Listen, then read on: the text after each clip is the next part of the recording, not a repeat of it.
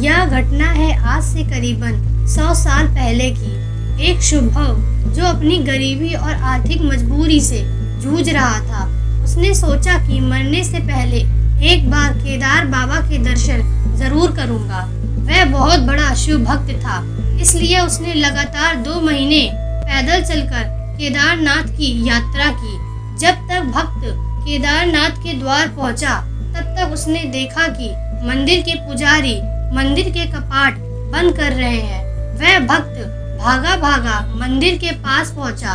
उसने पुजारी से कहा कि वह केदारनाथ बाबा के दर्शन करना चाहता है, लेकिन मंदिर के पुजारियों ने उसे बताया कि मौसम परिवर्तन के कारण मंदिर के कपाट 6 महीने के लिए बंद कर दिए जाते हैं और आज वही दिन है। यह मंदिर अब ठीक 6 महीने बाद खुलेगा। उस भक्त ने बहुत जिद की, पर वह पुजारी जी नहीं माने।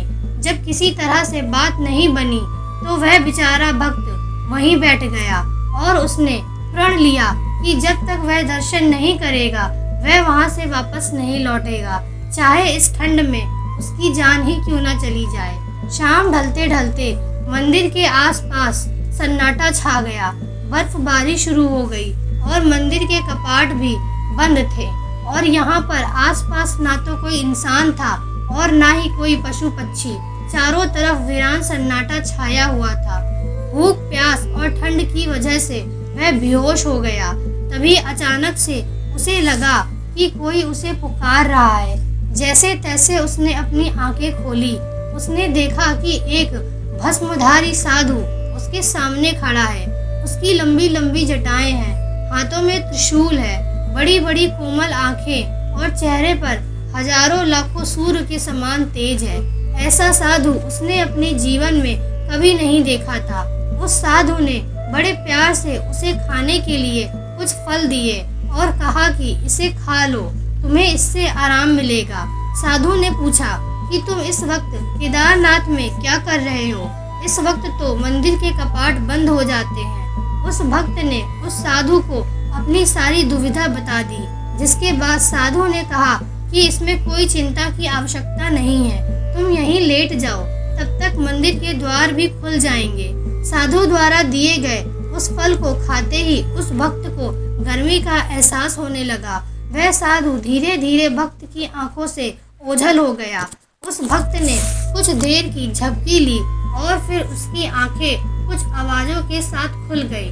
वह उठा तो उसने देखा कि कुछ पंडित मंदिर के कपाट खोल रहे हैं।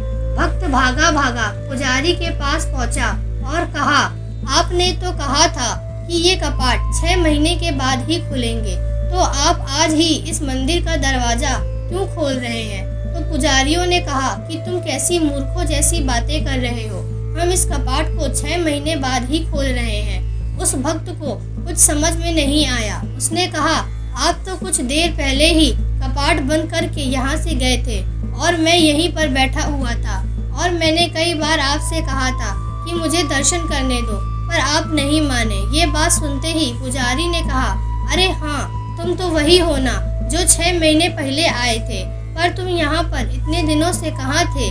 जिसके पश्चात उस भक्त ने अपनी सारी बातें बताई। उस भक्त ने कहा कि मैं यहीं पर बैठा था, भूख प्यास से बेहाल था। फिर एक साधु आए और उन्होंने मुझे खाने को दिया और कहा, तुम यहीं पर आराम करो, मंदिर के कपाट खुल जाएंगे। और अब कुछ देर बाद देखता हूँ कि आप मंदिर का कपाट खोल रहे हैं। इस घटना को सुनते ही वहाँ खड़े पुजारियों के होश उड़ गए। उन्होंने भक्त से पूछा कि वह साधु कैसे दिखते थे, यह बताओ। उस भक्त ने कहा, वह साधु किसी अघोरी के समान थे, हाथों में त्रिशूल, लंबी लंबी जटाएं, बड़ी बड़ी और कोमल आंखें और एक विराट विशाल कद का थी। भक्त की यह बात सुनते ही पुजारी उस भक्त के सामने गिर गए और फूट फूट कर रोने लगे और उस भक्त से कहा कि धन्य हो तुम, जिसने खुद केदारनाथ बाबा ने दर्शन दिए। केदार बाबा ने सिर्फ तुम्हारे लिए समय चक्र को आगे बढ़ा दिया। उन्होंने 6 महीने को कुछ ही सेकंड में गुजार दिया, सिर्फ और सिर्फ तुम्हारे लिए। आज हमें ये समझ में आ गया कि बाबा भोलेनाथ फूल, बेल पत्र और भजन और चढ़ावे के भूखे नहीं है, बल्कि वे तो भाव के भूखे हैं।